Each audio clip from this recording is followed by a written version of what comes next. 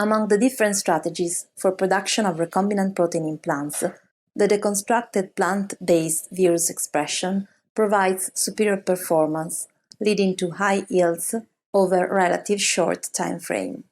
The application of this technology for the production of an oral vaccine holds a great potential to become an alternative to conventional vaccines in the near future. Lyophilized red beet leaves, transiently transformed, accumulate an amount of autoantigen suitable for oral tolerance induction in type 1 diabetes prevention.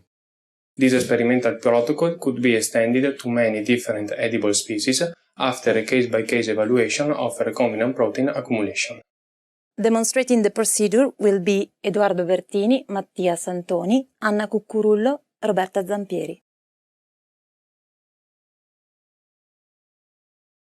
To begin this procedure, grow red beet and spinach plants in a growth chamber as outlined in the text protocol. After seed germination, fertilize the plants twice a week with a solution of commercially available fertilizer at a concentration of 1 gram per liter. For agro-infiltration, use 5-week-old spinach and 6-week-old red beet plants.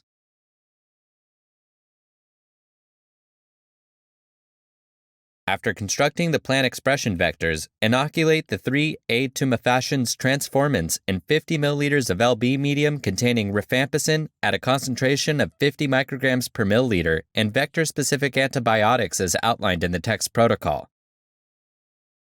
Grow by shaking overnight at 28 degrees Celsius. The next day, pellet the bacterial cultures by centrifuging at 4,500 times G for 20 minutes. Resuspend the pellet in 100 milliliters of infiltration buffer.